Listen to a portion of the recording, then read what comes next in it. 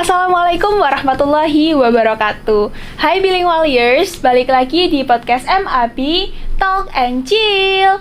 Nah, pertama-tama kenalin dulu nih, nama aku Rensa dan hari ini kita kedatangan narasumber khusus nih. Halo Mbak. Halo Rensa, halo teman-teman. Boleh kenalan dulu nggak nih Mbak? Ya, perkenalkan, saya Amira, saya angkatan pertama di MA. Nah, kesibukannya sekarang apa sih Mbak? Kesibukannya sekarang saya lagi di semester akhir. Saya lagi ngerjain skripsi, jadi doain ya semoga lancar. Amin. Nah teman-teman, di podcast kali ini kita bakal bahas tentang mental health nih. Nah mungkin beberapa teman-teman yang nonton podcast ini belum tahu apa sih mental health itu. Jadi kita bakal nanya ke narasumber kita hari ini. Jadi Mbak, mental health itu sebenarnya apa sih? Oke, bicara tentang mental health ya, berarti itu bicara tentang kesehatan mental. Nah, kesehatan mental di sini berarti gimana cara kita atau individu dalam menjaga mental kita, kesehatan mental kita gitu. Oke, nah kalau gitu seberapa penting sih masing-masing individu untuk menjaga mental health-nya masing-masing? Seberapa penting itu sangat penting ya, karena seperti yang kita ketahui kan tubuh ini ada badan sama jiwa. Nah, kalau badan kita aja kesehatannya dijaga, jadi jiwa kita juga harus dijaga. Karena badan kita itu kan biasanya kan sakit-sakit gitu kan. Berarti jiwa kita juga bisa berpotensi untuk mengalami sakit. Jadi harus sama-sama. Oke, benar juga sih. Nah, ngomong-ngomong soal mental health nih, kalau Mbaknya kan tadi bilang itu tuh sebenarnya sama aja kayak badan kita. Badan kita ada sehatnya, juga ada waktunya di mana dia sakit. Nah, kalau tentang mental health pasti kan ada gangguan mental health nih. Aku mau nanya nih, siapa aja sih yang berpotensi buat kena gangguan mental health ini? Oke, siapa aja ya? Kalau bicara tentang siapa aja itu nggak memandang usia, bisa jadi dari kecil, remaja, dari kecil, anak-anak, remaja, dewasa sampai orang tua pun berpotensi untuk mengalami gangguan mental itu tadi. Nah itu tapi dilihat lagi dari faktor apa orang tersebut bisa terkena gangguan mental. Ada beberapa faktor yang mempengaruhi, salah satunya yaitu faktor biologi, kognitif, dan lingkungan. Biasanya yang terkena gangguan mental karena biologis atau kognitif itu dari bayi. Biasanya kayak bayi prematur gitu kan. Jadi ada pertumbuhan yang kurang sempurna, itu membuat dia mengalami gangguan mental. Itu pengaruh juga. Iya, pengaruh juga.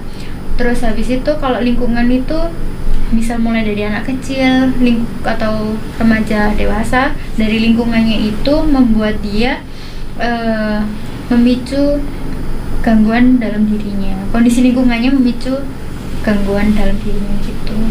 Oke. Ngomong-ngomong tentang mental health nih, kan tadi udah dikasih tahu nih sama Mbaknya mental health itu apa, dan kita nih sebagai para remaja kan pasti nggak asing sih sama kata insecure. Mbaknya mungkin juga kan? Iya, itu sangat nggak asing banget ya. Akhir-akhir ini booming banget kan? Iya, benar. Nah, menurut Mbak insecure itu kayak apa sih? Insecure itu apa ya? Insecure itu kan rasa kita tuh kurang puas terhadap sesuatu yang ada dalam diri kita. Iya, benar-benar. Terus sehingga menimbulkan rasa yang iri gitu ya, atau ya kurang puas seperti itu. Nah, tapi rasa insecure itu sebenarnya wajar. Setiap orang pasti mengalami insecure itu tadi. Namun tergantung dari bagaimana cara kita mengolah rasa insecure itu, ke arah positif kah atau ke negatif. Misalnya nih, saya insecure karena teman saya lebih pintar dari saya. Saya merasa tidak sanggup seperti teman saya, insecure kan. Jadinya kalau saya bisa mengolah rasa itu ke hal yang positif, itu malah menjadi motivasi bagi saya. Benar-benar. Ya kan, kayak jadinya wah, temanku pintar, berarti aku harus lebih pintar dari dia gitu kan. Nah, tapi kalau saya gagal mengolah itu, jadinya ke hal yang negatif, malah jadi cenderung putus asa. Kayak misalnya wah, dia lebih pintar, kayaknya aku udah nggak sanggup deh buat ngikutin dia, udahlah gitu. Jadi overthinking, stres, jadi malah merambat ke gangguan yang lainnya. Bener. Mungkin teman-teman di sini pada relate dan mungkin Mbaknya juga relate. Mungkin pernah ya, tapi alhamdulillah bisa memanage itu tadi. Alhamdulillah. Jadi pesan juga buat teman-teman nih, kalau misalnya merasa insecure harus benar-benar mampu mengendalikan diri biar nggak menuju ke arah yang negatif gitu. Seperti jargon kita kan. Iya. Kalau orang lain bisa, saya harus bisa. Nah, kan? catat tuh teman-teman. Berarti udah bener banget ya jargon kita ya. Iya. Gitu. Tapi ngomong-ngomong tentang insecure nih, insecure kan ada banyak nih. Kalau di remaja-remaja tuh biasanya banyak tentang pertama fisik, kedua pendidikan. Nah, kalau pendidikan tuh contoh misal nih, kita punya teman yang beda sekolah, contohnya, si A sekolah di sekolah X gitu, pasti punya privilege ini buat masuk ke PTN favorit. Kalau nggak gitu, teman satu sekolah sendiri, dia kok kayak pinter banget sih, udah juara sana sini, terus kok aku gini banget, kayak belum dapat apa-apa gitu. Terus kalau untuk fisik contohnya kayak misal cewek nih, kebanyakan kayak temanku kok lebih cantik ya, dia kok lebih gini lebih gitu. Kalau cowok biasanya lebih ke kayak dia kok lebih kelihatan lebih ganteng, lebih sering dilihat. Iya, gagah juga lebih sering dilihat. Iya bener, sekarang sih bahasanya good looking. Iya. Ganteng cantik sekarang bahasanya good looking. Iya bener banget. Nah itu tuh gimana menurut Mbak? Kayak insecure tentang pendidikan sama fisik. Iya, wajar ya, sama kayak tadi, berarti itu hal yang normal gitu. Dan itu kembali lagi kita gimana cara kita memanage itu tadi. Kalau kita kayak misalnya masalah good looking ya, kita coba deh sadar kalau misalnya semua itu nggak harus tentang good looking kok gitu. Kita bisa menunjukkan sisi terbaik dari kita, misalnya dari segi kepintaran, kemampuan kita dalam hal lain kayak gitu. Jadi nggak perlu insecure ya teman-teman. Harus pede. Iya, harus pede banget lah. Gitu. Ya, asal jangan kepedean. Iya. Malu-malu dong. Nah, tadi kan Mbaknya juga nyinggung nih tentang manage insecurity. Jadi kan insecure tuh nggak melulu negatif loh teman-teman, tapi juga bisa positif dengan cara memanage insecurity itu tadi. Cara untuk memanagenya gimana tuh Mbak? Oke, cara memanage rasa insecure ya berarti. Sebenarnya tuh banyak cara yang bisa kita lakukan untuk memanage rasa insecure. Dan salah satu caranya tuh nggak terlepas kok dari ajaran agama. Kita pasti juga diajari kalau kita tuh harus bersyukur, kayak qanaah sama apa yang kita dapatkan atau kita terima, gitu kan. Sebenarnya sudah diajarkan itu dari agama.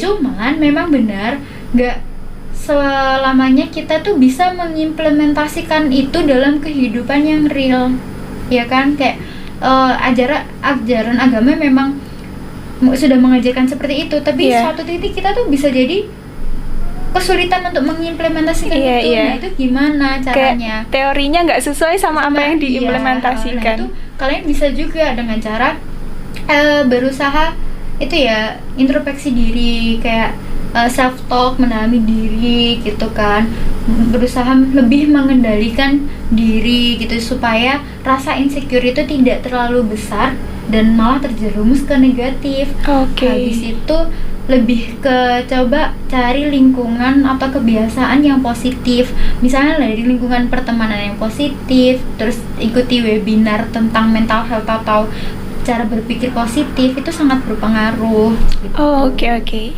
Nah, barusan kan ngomong-ngomong tentang insecure nih. Kan mungkin sering nih kita kayak lagi diam-diam terus tiba-tiba kayak kayaknya aku insecure nih.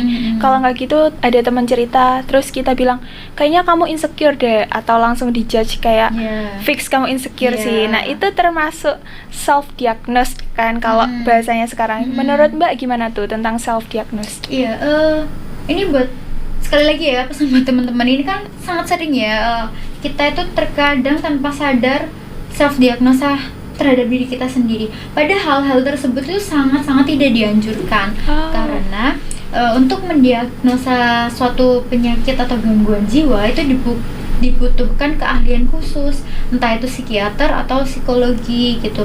Takutnya kalau kita mendiagnosa diri kita sendiri, kita salah mendiagnosa itu, terus treatmentnya salah, jadinya kacau. Misalnya ya, kita tuh sebenarnya punya insecure, tapi kita ngiranya itu overthinking, terus kita melakukan cara gimana caranya biar gak overthinking, tapi ternyata insecure itu masih ada gitu, jadi belum selesai. Jadi nggak cocok gitu. Iya, malah bisa jadi malah lebih parah lagi. Jadi lebih baik langsung ke ahlinya gitu. Oke. Nah, ngomong-ngomong soal itu tadi, kan Mbaknya bilang ya sama aja nih kayak ke dokter juga kita harus datang, misal ada gangguan mental health ya datang ke yang lebih mengerti, contohnya psikolog. Nah, tapi kan di zaman sekarang mungkin masih banyak orang-orang yang masih awam dengan kata mental health itu tadi. Nah, banyak orang-orang yang misal justru waktu datang ke psikolog minta bantuan tuh kayak dibilang ih alay, ih lebay. Itu gimana? Itu bukan suatu hal yang berlebihan ya, buat teman-teman juga. Jadi jangan merasa ragu atau takut kalau misalnya datang ke psikolog atau ke psikiatri gitu. Apalagi ya kalau kalian sudah merasa wah ada yang nggak beres nih sama aku. Jadi segeralah untuk berkonsultasi ke psikolog atau psikiatri. Sama halnya kalau misalnya kita merasa ada yang nggak beres ke badan kita, wah pilek nih, wah batuk nih, tenggorokanku sakit, pasti kalian nggak sungkan kan untuk datang ke dokter. Sama halnya kayak gitu. Kalau ada yang merasa kayak wah aku kok mulai overthinking nih gitu, wah aku kok gini, kalau dirasa semakin parah silahkan datang ke psikolog atau psikiater. Itu bukan satu hal yang gitu ya, bukan hal yang buruk gitu. Iya sih, kalau dipikir-pikir juga kita nggak ngelakuin kesalahan kok. Bener banget. Justru itu buat kita bikin sembuh untuk diri kita sendiri, itu untuk kebaikan kalian sendiri. Jangan kayak karena omongan orang kalian jadi malah memperburuk kondisi kalian sendiri kan. Itu kan untuk kebaikan diri kalian sendiri. Iya.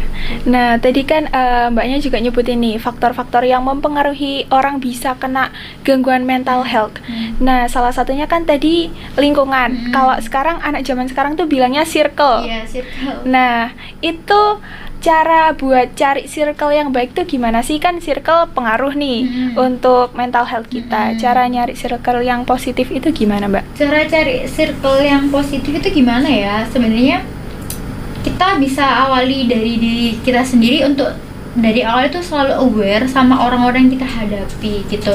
Jadi kita memilah, tapi bukan berarti kita nggak berteman sama mereka. Misalnya kita merasa teman ini ternyata membawa pengaruh yang kurang baik untuk kita dari segi cara berpikir atau perilaku gitu kan. Misalnya mereka ngajak yang sesuatu yang mengarah ke yang terlalu bebas gitu kan, kayak main terlalu lama atau terlalu tidak lupa waktu gitu kan. Terus atau mereka yang mengarahkan cara berpikir yang kurang baik juga, kayak selalu menyalahkan keadaan sekitarnya. Itu kan kayak sebuah fenomena yang negatif kan ya. Iya, benar-benar. Kita harus sadar kalau wah circleku ini nggak baik untuk aku. Nah, itu caranya gimana? Kita jangan membentengi diri dalam arti kayak lebih protect gitu ya, tapi tidak menutup. Kita tetap berteman sama mereka tapi lebih hati-hati gitu. Kita juga bisa mencari circle lain, jadi keluar dari zona nyaman, jangan ke satu titik itu aja. Kita cari pengalaman baru juga, cari teman yang bisa membuat kita berkembang. Tapi nggak selamanya kok circle itu mengajarkan yang negatif. Pasti tuh kayak teman kita tuh nggak selalu buruk terus gitu. Pasti ada positif baiknya kan? Pasti. Kecuali kalau dia kita rasa wah ini baru mengarah ke negatif, baru kita lebih protect. Tapi tetap temani mereka ya, jangan jauhin. Jadi kita harus keluar dari zona nyaman.